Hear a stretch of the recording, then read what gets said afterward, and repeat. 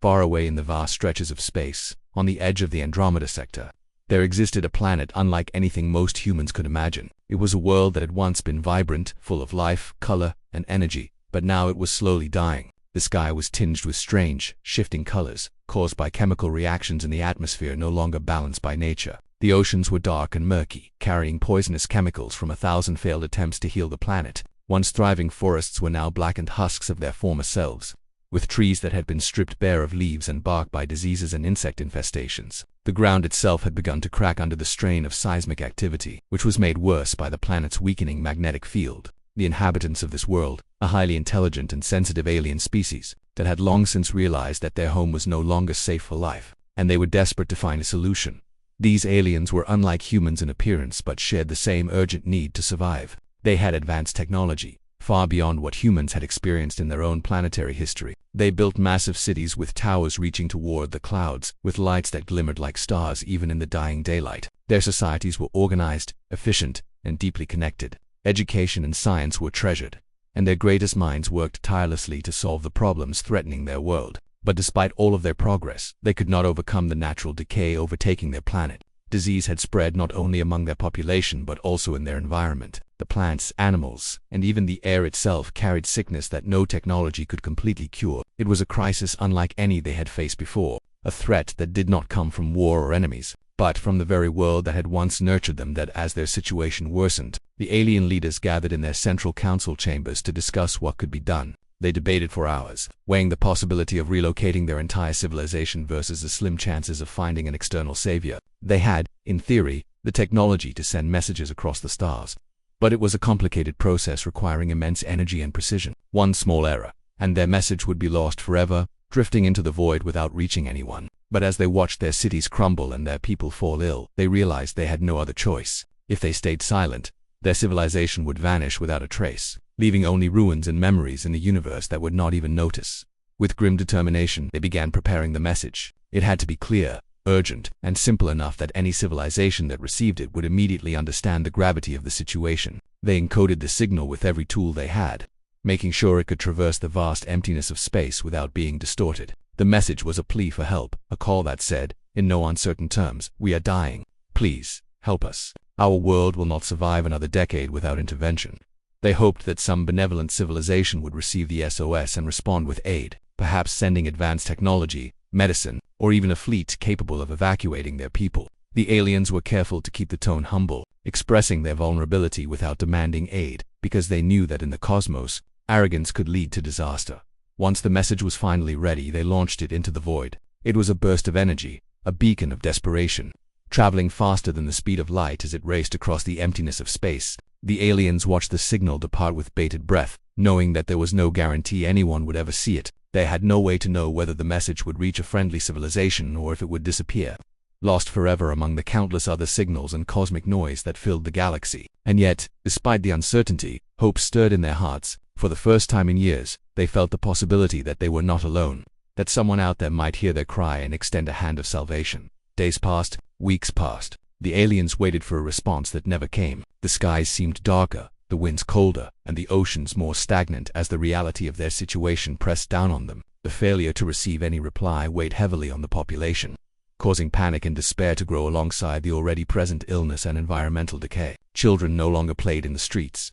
The markets were half empty. The once lively cultural festivals that had celebrated the history and achievements of their people were cancelled, replaced by emergency meetings and planning sessions. Each passing day was a reminder that their time was running out, and yet they held on to the fragile hope that somewhere, somehow, someone might answer their SOS. Amid the despair, a small group of young scientists refused to give in. They studied the message they had sent, trying to determine if it had truly reached anyone. Using the few remaining functioning sensors and communication arrays, they monitored the vast reaches of space for any sign of acknowledgement, any response signal that might indicate life on the receiving end. They worked tirelessly, often going without sleep for days, driven by the desire to save their people and perhaps the entire civilization. Their determination became a beacon of its own, inspiring others to continue the fight to survive. It was during this time that the aliens began to sense something unusual. Far in the distance, their sensors picked up a faint signal, not the one they had been expecting, not a polite acknowledgement from a neighboring civilization, but something far more powerful and entirely unexpected.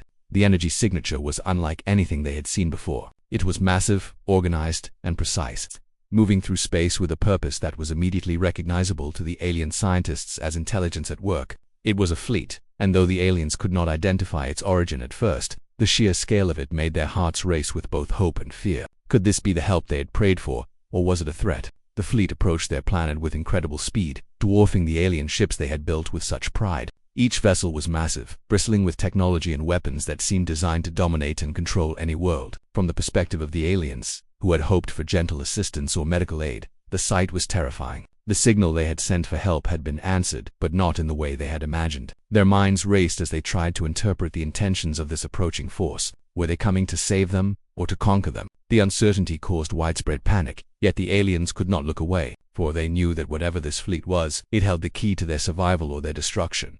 The leaders of the alien civilization convened immediately. They debated whether to send a second message, trying to clarify their intentions and explain that they were not a threat. Some argued that they should prepare defenses in case the fleet was hostile, while others believed that showing aggression would only provoke an unnecessary conflict. The room was filled with tension, fear, and hope all at once. The very existence of their civilization hung in the balance, and every decision carried monumental weight. The alien people meanwhile watched from their homes and streets. Families huddled together, whispering prayers, wondering if their lives would be spared. Scientists and engineers worked furiously, trying to find any way to communicate clearly with this unknown force. Children, though often too young to understand the danger fully, sensed the fear in the air and clung to their parents, hoping for safety. The planet seemed to hold its breath, as if the entire world knew that a pivotal moment had arrived, one that could determine the fate of all life on its surface. In the midst of this chaos, the aliens continued to hope. They reminded themselves of the reason they had sent the SOS in the first place: survival. No matter how terrifying the fleet appeared, it represented a chance, however slim, that their civilization could continue. And as the massive ships drew closer, their energy signatures growing stronger and more defined, the aliens realized that this moment, terrifying as it was, might be the turning point they had been waiting for. The SOS they had sent had not gone unnoticed. Someone out there, somewhere, had received their call, and whether this was salvation or a nightmare remained to be seen. It was in this fragile space between fear and hope that the alien civilization braced itself. They could not control what was coming, but they could prepare themselves for the consequences of the decision they had made so long ago, to send a message into the vast darkness, hoping for help. They had reached out across the cosmos with nothing but faith and desperation, and now, that message had brought something enormous, powerful, and terrifying in response. The fate of their world, the continuation of their species, and the future of their civilization would all depend on what happened next. Even as the fleet moved closer, the aliens continued to hold on to hope. Hope that the beings approaching them, so powerful and mysterious, would bring not destruction, but salvation. Hope that the long nights of disease, decay, and fear would end. Hope that, somehow, life on their dying planet could continue. And though fear still gripped their hearts, a faint glimmer of relief began to shine. They were not alone. They had been heard. In the infinite darkness of space, their SOS had finally reached someone, and that alone was enough to give them courage, if only just enough to face what came next. As the massive fleet approached the alien planet, far beyond what any of its inhabitants had ever seen, the aliens were filled with a mixture of hope and dread. From the very beginning, they had hoped for help, but nothing in their imagination could have prepared them for the sight of ships so enormous that they blocked out entire sections of the sky. These were not small rescue vessels or lightly armed ships. They were massive, bristling with weapons, shields, and sensors that the aliens had never even dreamed existed. Even from a distance, the energy signatures they emitted were overwhelming, filling the alien scientists' instruments with data that they could barely comprehend. Every moment, the fleet moved closer, and every moment, the aliens' fear grew. Yet, alongside the fear, there was a spark of hope. Perhaps, just perhaps, these terrifying machines were here to save them back on Earth. The Deathworlders, humans, though vastly different from the aliens in culture and perspective, had detected the SOS signal almost immediately. For them, such signals were always treated with extreme caution. Humanity had a long history of encountering new species and unknown dangers, and their response was always the same: assume that anything unknown could be a threat. It was not paranoia exactly, but a method of survival that had been honed over centuries. Analysts in the Earth command centers examined the SOS carefully, noting the frequency, the energy patterns, and the sheer distance the message had traveled. The conclusion was unmistakable: this civilization was in distress. Their world was dying, and someone had to respond. The response was swift. Massive starships were prepped for launch, military crews mobilized, and every system was checked and double-checked. Unlike the aliens, the humans had no hesitation. They were trained to act decisively, and the SOS represented not only an opportunity to assist a civilization but also a potential unknown threat that needed to be assessed and controlled. Each ship in the fleet was a fortress in its own right, equipped with weapons and defensive systems designed to deal with planets that might resist or attack. The human commanders understood that even a civilization in distress could have dangerous technology, and their doctrine was clear: approach with overwhelming force to ensure control of the situation. While the fleet prepared, the aliens tried to make sense of what they were seeing. Their sensors had detected the fleet moving faster than any known propulsion system they had studied, and the size of the vessels was incomprehensible. They tried to send messages, hoping to communicate their peaceful intentions, but the signals they sent were either too slow to reach the humans in time or were initially ignored. From the humans' perspective, the faint responses from the alien world were signals of unknown energy patterns, possibly dangerous. This created a tense situation. Both civilizations were trying to communicate, but their understanding of each other was so limited that every action risked being misinterpreted. The alien scientists and leaders convened emergency councils, discussing every possible scenario. Could these beings be benevolent? Could they be intending to help? Or was this a prelude to invasion? The alien leaders were desperate to believe in goodwill, but experience had taught them that appearances could be deceiving. Their history included encounters with other species that had initially appeared friendly, only to bring destruction. The planet's population watched anxiously as the debates unfolded. Rumors spread among the people about what the approaching fleet might do. Some believed salvation had arrived, while others feared total annihilation. Children were shielded from the worst of the news, but even they could sense the tension in the air. On Earth, the Deathworlder fleet moved with purpose. The ships were not only heavily armed but also highly intelligent, equipped with AI systems that could analyze thousands of data points in a fraction of a second. These systems scanned the alien world for life signs, technological activity, and environmental conditions. The AI flagged everything that seemed unusual, from the patterns of disease on the planet's surface to the energy output of their cities. Every anomaly was treated as potentially dangerous until proven otherwise. Humans were methodical, precise, and unyielding. Their philosophy was that hesitation could be fatal, and in a universe where survival depended on strength and foresight, mistakes could not be afforded. Meanwhile, the alien scientists struggled to interpret the fleet's behavior. That humans were moving in a way that suggested both observation and preparation for immediate action. The aliens realized that any sudden movement from their side might trigger a response that could be catastrophic. Panic spread among the population as everyone waited to see what the humans would do first. Families huddled together, and the elderly offered prayers, hoping that whatever these beings were, they would bring salvation rather than destruction. Scientists and engineers worked tirelessly to prepare signals that might convey their peaceful intentions more clearly, though there was no guarantee the humans would interpret them correctly.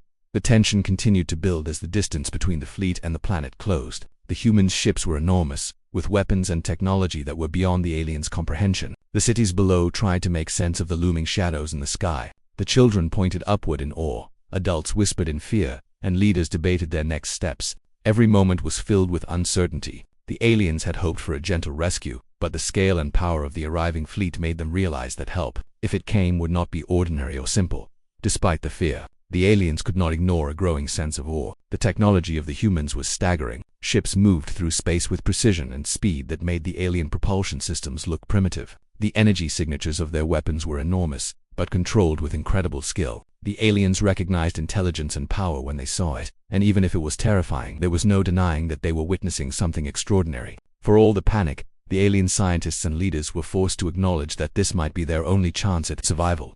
Human commanders studied the alien world carefully. They noticed signs of environmental collapse, disease, and distress among the population. They knew that their doctrine allowed for decisive intervention, but they also recognized the potential for misunderstanding. Humanity's approach was always cautious yet overwhelming. Protect, dominate if necessary, and ensure survival first. They prepared boarding procedures, medical response teams, and tactical units, ready for any scenario. The fleet moved like a precision instrument, each component aware of its role, each system functioning perfectly. From the aliens' perspective, the fleet was overwhelming, a force that could crush their civilization if provoked, but perhaps also the only hope to prevent total extinction. As the fleet drew closer, the aliens realized how little they actually knew about the beings approaching them. The SOS had been sent in hope, but now, faced with reality, the hope was tinged with fear. Every passing hour increased the stakes. Every action they took could influence whether they survived or perished. The aliens continued sending signals, trying to communicate their desperation, their peaceful intentions, and their need for help. The humans received these signals, but their interpretation was cautious. They analyzed, cross-referenced, and prepared for every possible outcome. There was no room for error. The universe was too dangerous, and the survival of their civilization depended on their ability to act decisively. While the aliens struggled to comprehend what was coming, the human fleet had already formulated a strategy. They would approach the planet with overwhelming presence, scan the population, and neutralize any potential threats before assisting. It was not cruelty or aggression for its own sake, but a philosophy of survival. If a civilization could potentially resist or attack, it must first be contained. The aliens did not understand this immediately, and their panic increased. They had hoped for rescue, but the display of power was unlike anything they had anticipated. Their world, fragile and vulnerable, seemed almost insignificant beneath the shadows of the massive fleet overhead. Yet, even in fear, the aliens clung to hope. They remembered the message they had sent into the void, the desperate plea for help, and they tried to believe that the beings approaching were the answer to their prayers. The entire civilization braced itself for what might come. Scientists continued to study the approaching ships, trying to understand their patterns and intentions. Leaders prepared contingency plans, hoping for survival but preparing for the worst. The population, anxious but resilient, waited with bated breath. This was the moment their civilization had been preparing for, the moment that would determine whether they continued to exist or became a memory in the vastness of space. As the hours passed, the aliens began to notice something unexpected. That humans were not immediately hostile. While the fleet's presence was undeniably intimidating, there were no attacks, no destructive maneuvers. Instead, the humans seemed to be observing, analyzing, and preparing.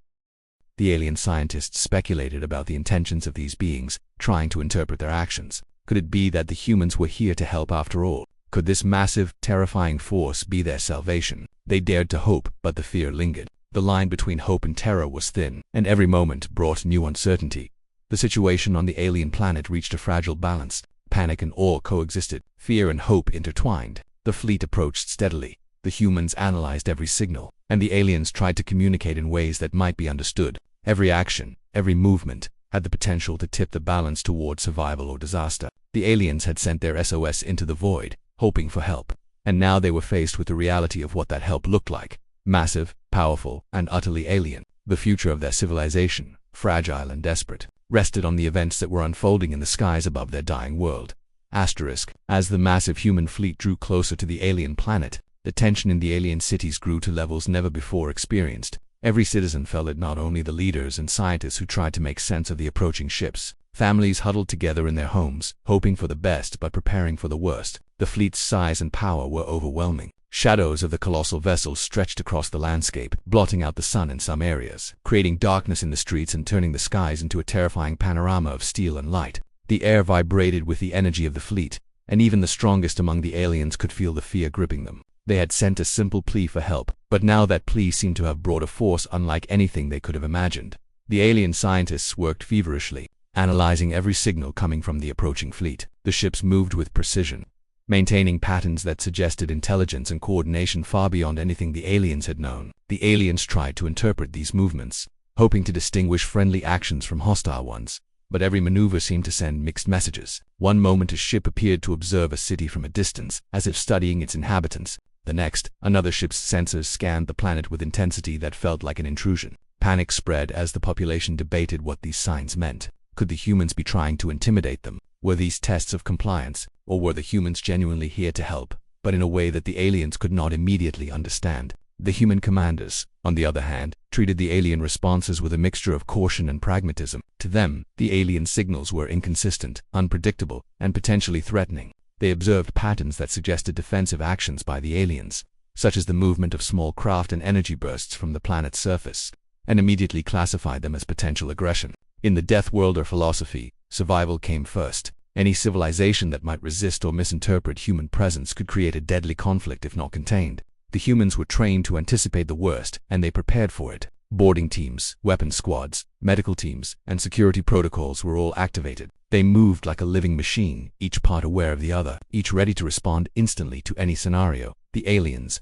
desperate to prevent misunderstanding, attempted to send repeated messages of peace. They tried to explain their situation, emphasizing that they were dying, that they posed no threat, and that all they wanted was aid. Yet, their communications were limited by the speed of their technology and the sheer overwhelming presence of the human fleet. Signals were delayed, distorted, and sometimes misinterpreted by the humans' advanced scanners, which treated any unfamiliar energy pattern as a possible threat. What had started as a simple SOS now became a complicated, tense interaction in which every action could be misunderstood. As days passed, and the fleet maintained its orbit. Fear and suspicion grew among the aliens. Rumors spread across the population. Some believed that humans were here to annihilate them, taking advantage of their weakened state to claim the planet or its resources. Others, clinging to hope, argued that these beings were their saviors, but the overwhelming size of the ships made even that hope uneasy. Children no longer played openly. Markets remained half empty. Cultural activities were paused as everyone focused on survival. The alien world had changed in a matter of days from a society focused on rebuilding itself to one wholly consumed by the uncertainty of the approaching force. In the meantime,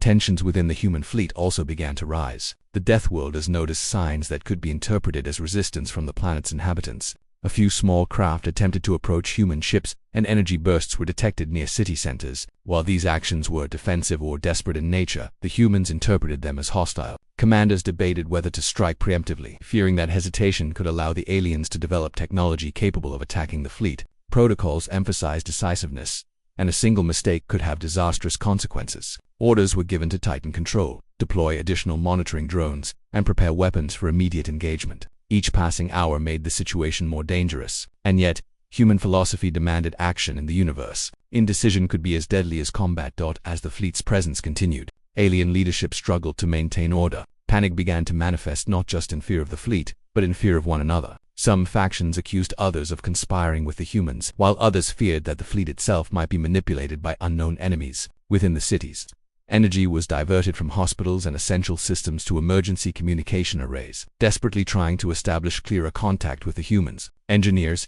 scientists, and even ordinary citizens were pressed into service, working tirelessly to ensure that no misunderstanding could trigger catastrophe. It was a time of exhaustion, fear, and extraordinary effort. Meanwhile, the fleet executed maneuvers that the aliens could not fully interpret. Ships would suddenly move from one part of the sky to another, sometimes hovering in place, sometimes descending to lower orbits near populated areas. The energy readings were immense, and the vibrations from the fleet could be felt even on the planet's surface. The aliens became obsessed with watching every movement, trying to predict the humans' intentions, and yet the more they tried to understand, the more overwhelming the situation became. They realized that even their most advanced technology and intelligence might not be enough to fully comprehend the behavior of the approaching force. Amid the fear and uncertainty, a small faction of alien scientists and leaders tried to calm the population. They encouraged citizens to continue daily life as much as possible, to avoid panic, and to focus on survival strategies. But fear was contagious. People could not ignore the shadows in the sky or the vibrations in the ground. Children cried, families argued, and some individuals took desperate measures to escape the cities entirely. The social fabric of the alien civilization was under strain, and every action seemed to increase tension. The SOS they had sent, meant to bring salvation, now appeared to have triggered a complex web of fear, misunderstanding, and potential conflict. The humans, observing the planet's defensive actions, prepared their next moves. While their primary objective was to save the alien civilization, they could not ignore the possibility of resistance. Boarding teams were briefed to anticipate unexpected encounters. Medical teams were ready to deploy cures and containment measures for disease, while security forces prepared for worst-case scenarios. Every decision was calculated, every maneuver deliberate.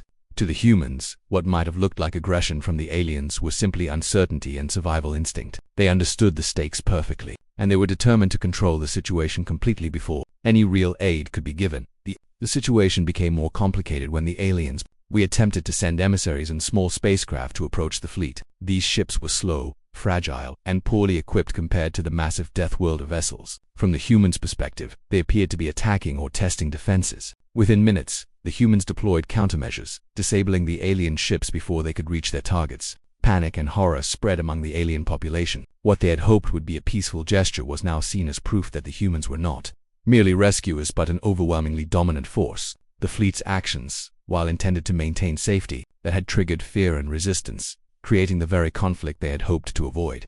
Despite these terrifying developments, some aliens continued to hold on to hope. They reminded themselves that the humans were here in response to their SOS, that their presence meant they had been heard, and that their survival might still be possible. Scientists worked tirelessly to craft clearer signals of peace and desperation, hoping to explain that the alien craft had no hostile intentions. Families continued to care for each other, and leaders tried to maintain order amid the chaos. Every effort was a delicate balance between fear, hope, and survival.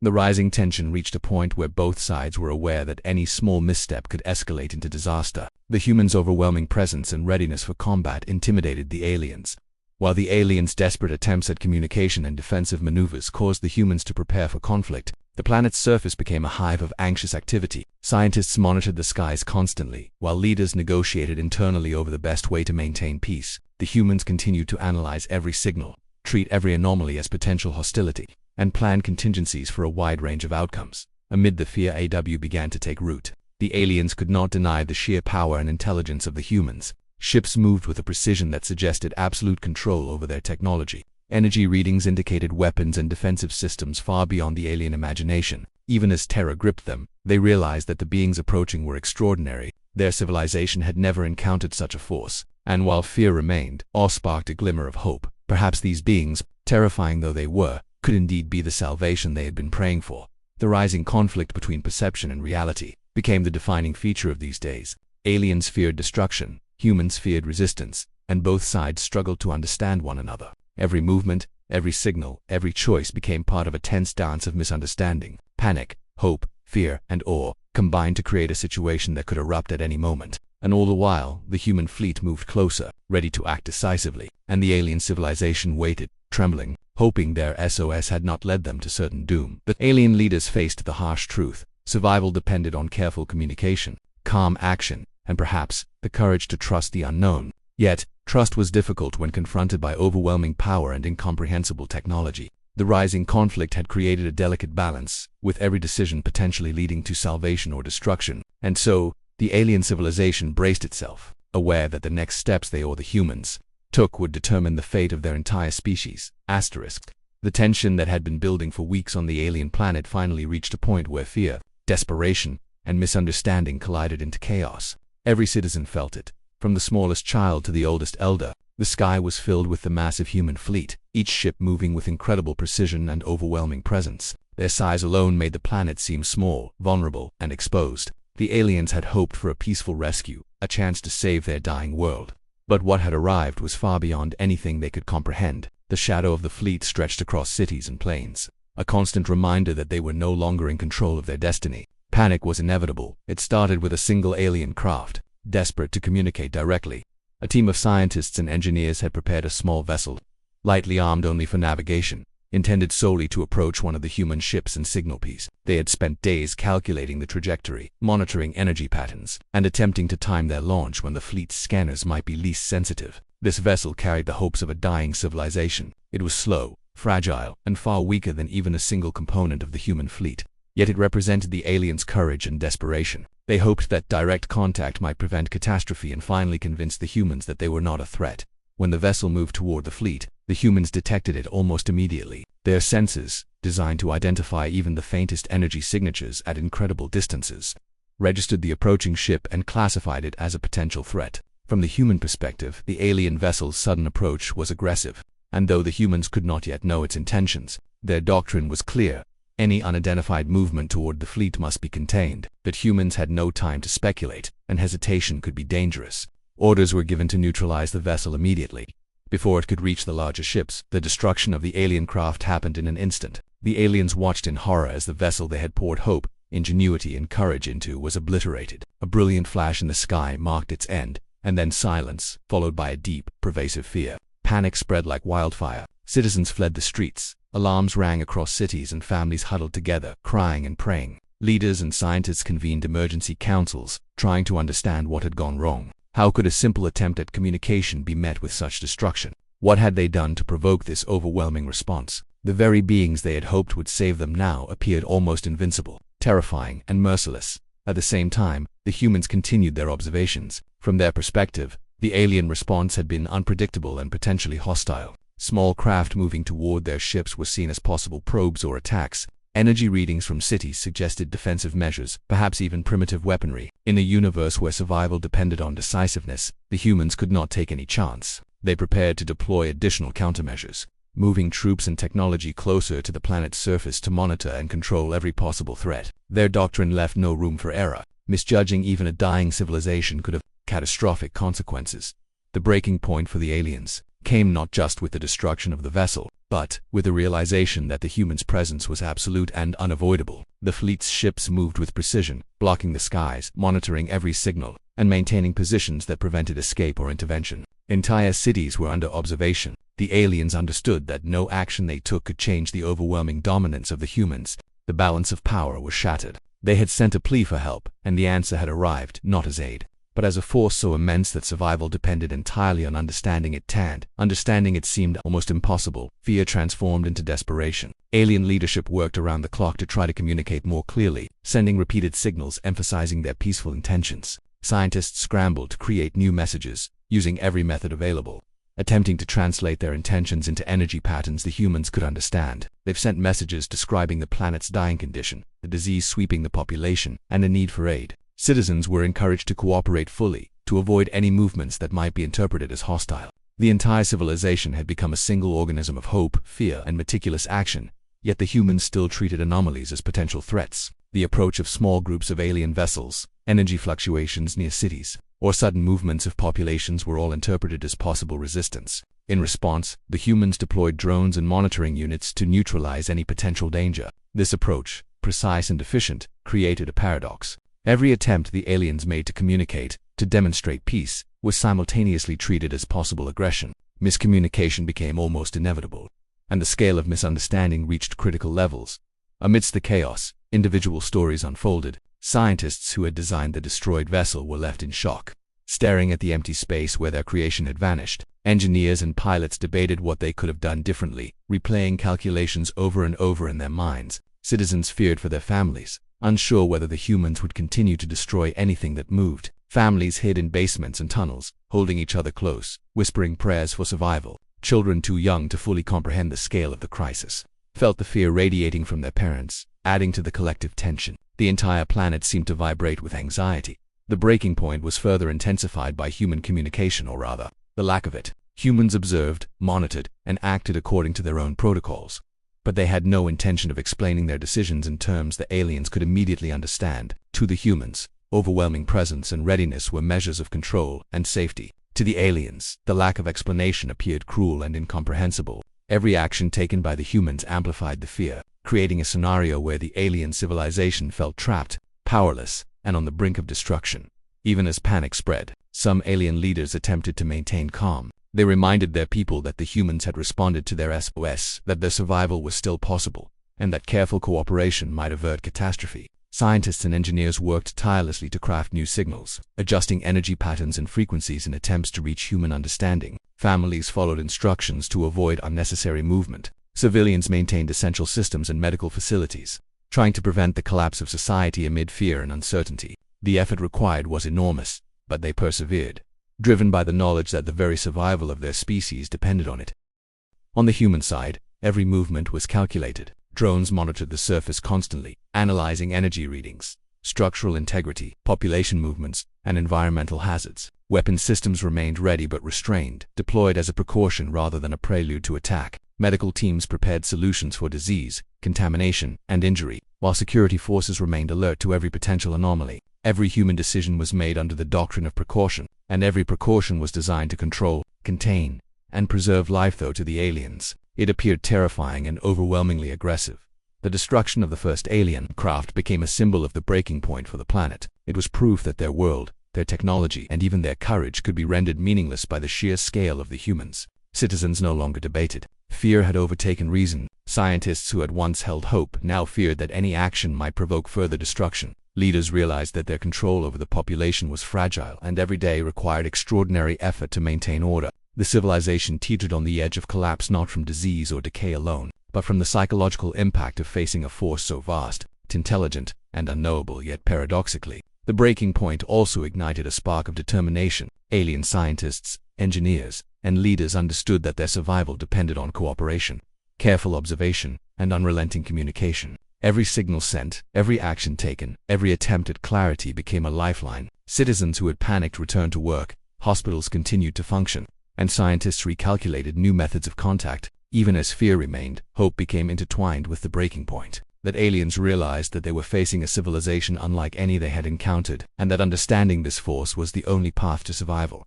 Small acts of bravery became common. Individuals risked exposure to the fleet's sensors to adjust communication arrays, repair damaged transmission towers, or guide panicked citizens. Scientists worked in shifts without sleep, testing frequencies, adjusting patterns, and monitoring responses. Leaders took enormous personal risk, appearing in public to calm fear while making decisions that could influence the fate of millions. Every act of courage, no matter how small, was magnified in importance by the overwhelming threat that loomed above. For the humans, the breaking point was also a test of discipline and strategy. Their fleet continued to monitor, observe, and prepare for intervention. Every signal, every small movement on the planet, was analyzed to assess intent and potential risk. Humans balanced the need for caution with the need to provide aid, ensuring that any action would not result in unnecessary harm while simultaneously maintaining control over a civilization whose misunderstanding could quickly become dangerous. The scale of the operation, the stakes, and the unknown variables made every decision critical. As the days passed,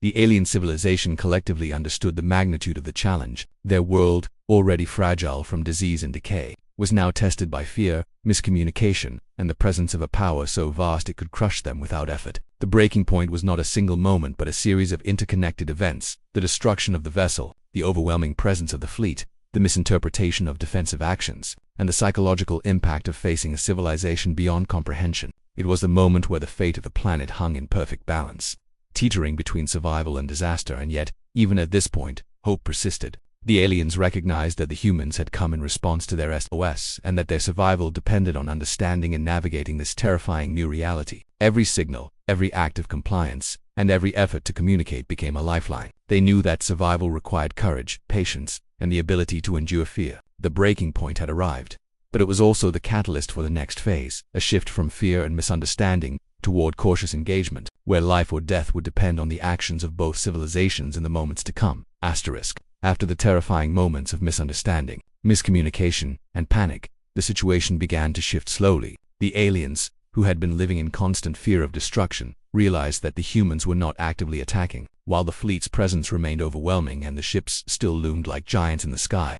There was a noticeable change in the behavior of the Deathworlder commanders. Instead of continuing immediate defensive or aggressive maneuvers, the humans began deploying more sophisticated sensors, drones, and monitoring equipment to study the planet and its population in a way that suggested control, but also preparation for assistance. This subtle change created the first real opportunity for the aliens to hope again. The alien leadership convened quickly. They knew that survival depended on understanding this force and adapting to it. Every signal they sent, every pattern of movement, and every cautious approach had to be perfectly coordinated to avoid further catastrophe. The scientists and engineers worked without rest, crafting new messages in an effort to make the humans understand the planet's true condition, its fragile environment, the disease sweeping the population, and the desperate need for aid. They developed methods to send energy signals in patterns that could be interpreted more clearly, using variations in frequency and intensity to convey urgency without implying aggression. Every message was carefully monitored to see how the humans responded.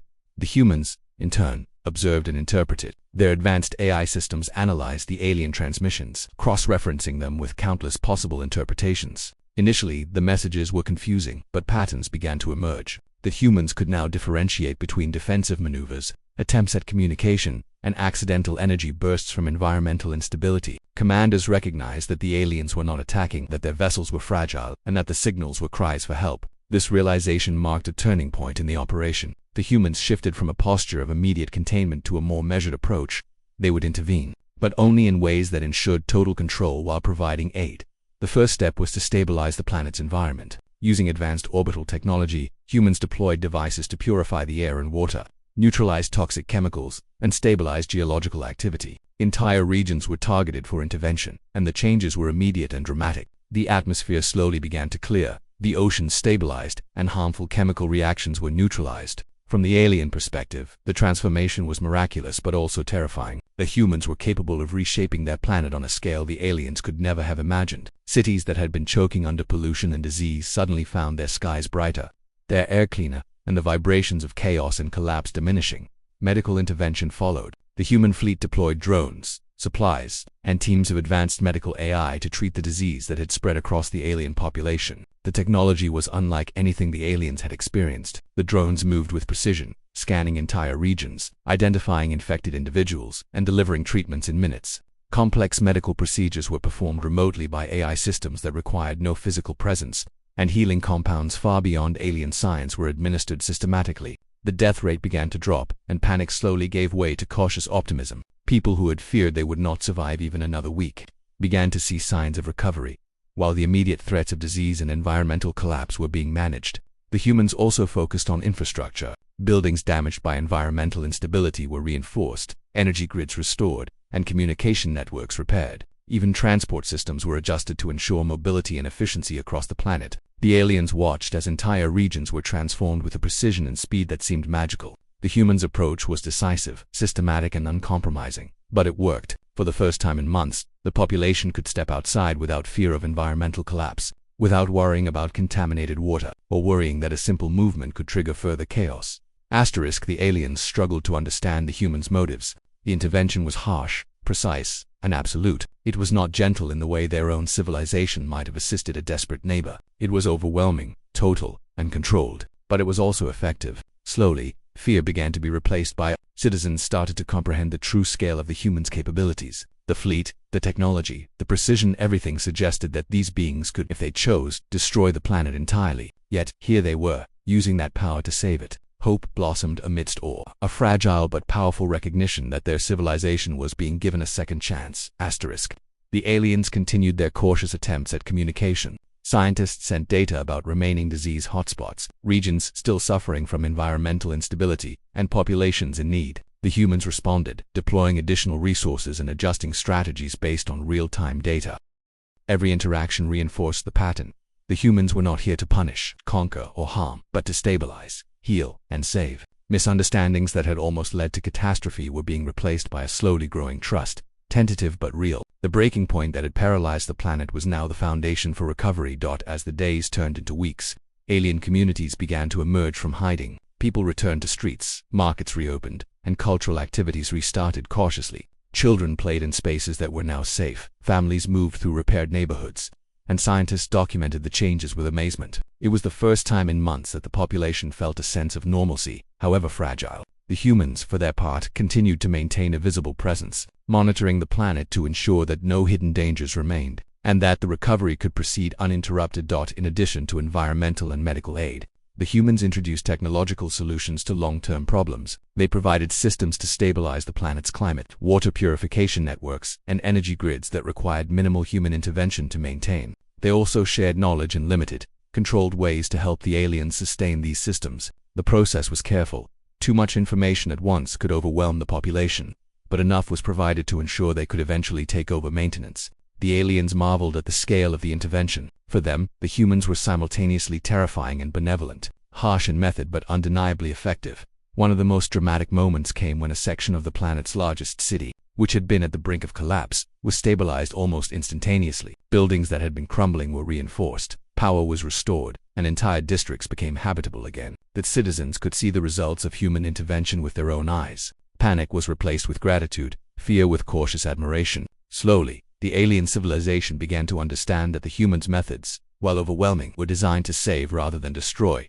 Social structures also benefited from the humans' presence. Leaders and citizens alike were given guidance on maintaining order and preventing future crises. Systems of emergency communication were established, ensuring that any sudden threat could be addressed rapidly. Education systems were reinforced to allow the population to understand basic survival strategies in the new environment. The humans provided structure without direct interference in governance, ensuring that the aliens retained autonomy while benefiting from the vast capabilities of the fleet. By the end of the first full month of intervention, the alien population could finally breathe more freely. Disease was contained, environmental hazards mitigated, and infrastructure repaired. Citizens cautiously returned to normal routines, though the shadow of the fleet remained as a reminder of the scale of power that had saved them. Scientists continued to study the humans' methods, trying to understand the full extent of their technology and intelligence. Even leaders who had feared annihilation now recognized that their civilization had survived through cooperation, careful observation, and adaptation amidst the recovery. The aliens also began to reflect on their initial misinterpretations. The small craft that had been destroyed,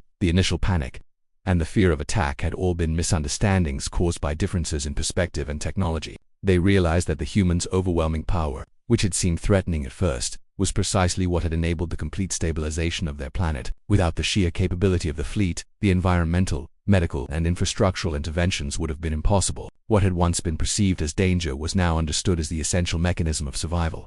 Families celebrated survival. Scientists documented progress. Children explored spaces that were once dangerous. Leaders planned for the future, guided by new understanding. Across the planet, a quiet awe settled over the population. The humans had answered the SOS not with gentle aid, but with decisive, overwhelming action that saved the alien civilization. The resolution was clear.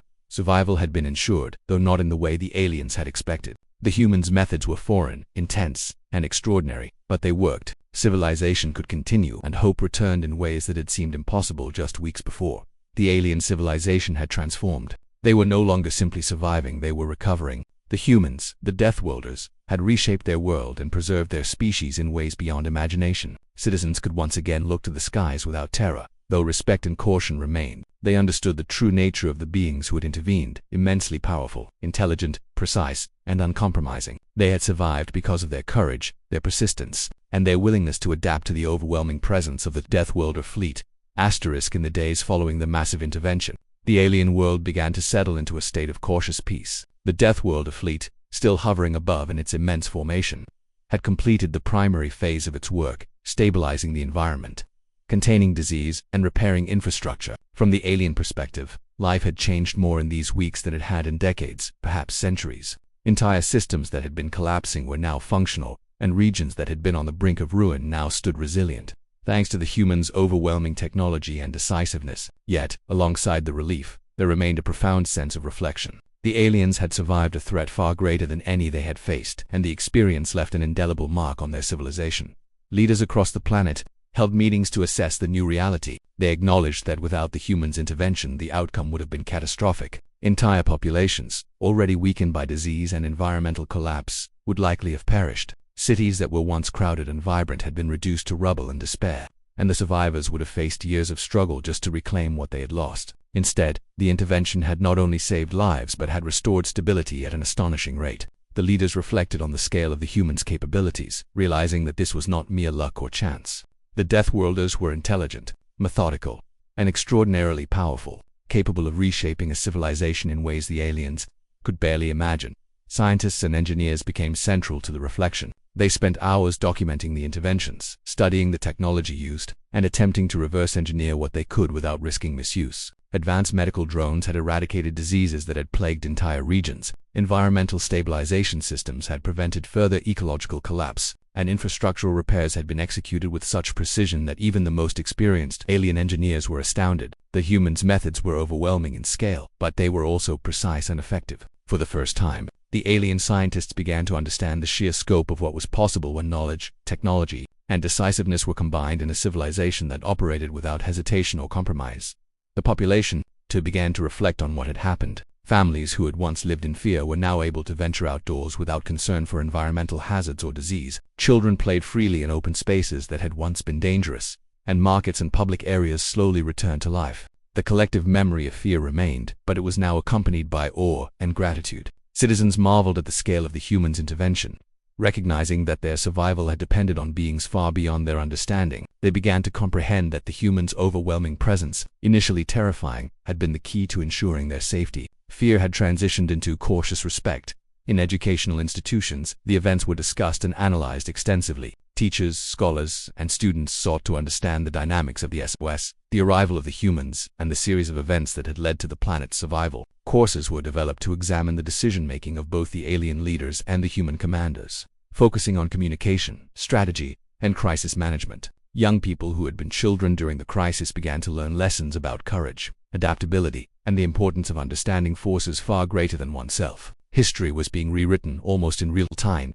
With this intervention marking a pivotal moment in the civilization's timeline, cultural reflection also became significant. Artists, writers, and storytellers took inspiration from the events. Paintings depicted the immense ships shadowing cities, children running beneath a towering fleet, and the transformation of the planet from chaos to stability. Stories were written not only of fear and survival, but of awe and the courage it took to endure a moment when the survival of the entire civilization hung by a thread. These cultural artifacts helped the population process the trauma, turning fear into a source of collective strength and memory. Music, theater, and literature all reflected the same themes: resilience, survival, and the awe-inspiring intervention of a civilization so powerful that it seemed almost godlike. Politically, the reflection led to discussions about how the civilization would engage with other species in the future. Leaders debated the wisdom of relying on an outside force, no matter how benevolent, and considered new protocols for sending signals or seeking help in times of crisis. They understood now that the universe was vast, dangerous, and populated by civilizations whose capabilities might far exceed their own. The intervention of the humans had demonstrated both the potential for salvation and the immense risks of misunderstanding. policy began to shift, emphasizing preparedness, communication, and cautious engagement with other species while ensuring that their civilization could survive independently if necessary. Social structures also evolved. The crisis had revealed weaknesses in coordination, communication, and emergency response, and the reflection phase became an opportunity to address these shortcomings. New systems were implemented to allow rapid response to environmental, medical, or societal crises. Communication networks were enhanced, emergency protocols updated, and leaders trained to make decisions under pressure. The entire population became more aware of their interconnectedness and the importance of collaboration during times of extreme stress. What had once been a fragile civilization now began to demonstrate resilience in ways that were tangible and lasting for many. The most profound reflection was on the nature of the humans themselves. The Deathworlders were not simply powerful. They were disciplined, intelligent, and uncompromising in their approach. They had acted decisively, overwhelming the planet with force, yet using that force to save rather than destroy. The aliens began to understand that the humans' philosophy of survival, though harsh and seemingly rigid, had been perfectly suited to address a civilization on the brink of collapse. The realization instilled both humility and admiration.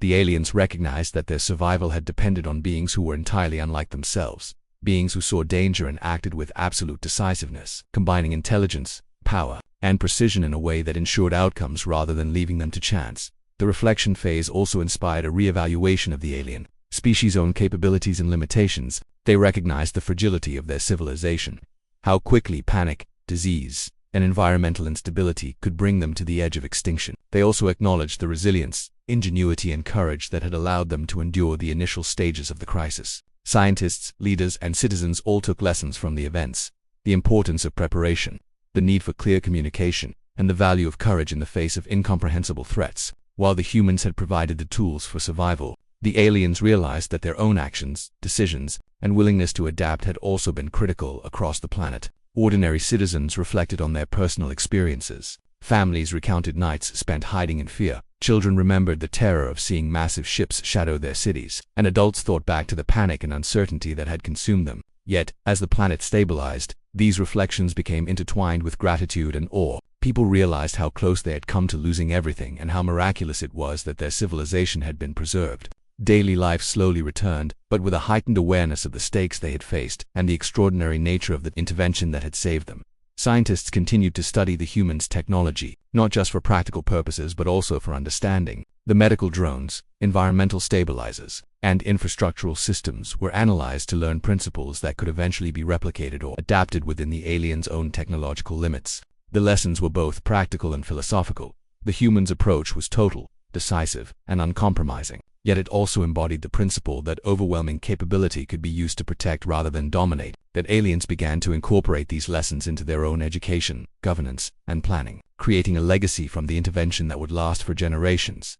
The humans themselves remained in orbit for some time, ensuring that the stabilization was complete and that no hidden threats remained. From the alien perspective, the fleet's continued presence was both reassuring and intimidating. Citizens watched the skies, aware that the beings who had saved their civilization were still observing, still powerful, still beyond complete comprehension. Yet the presence was no longer a source of fear. It became a symbol of protection, a reminder that their survival had been secured by a civilization whose strength was absolute, but whose intent had been benevolent. As the final phase of reflection unfolded, the aliens began to envision their future differently. They recognized that they were no longer isolated or fragile. Their civilization had survived, learned, and adapted in response to a threat and a force that had seemed insurmountable.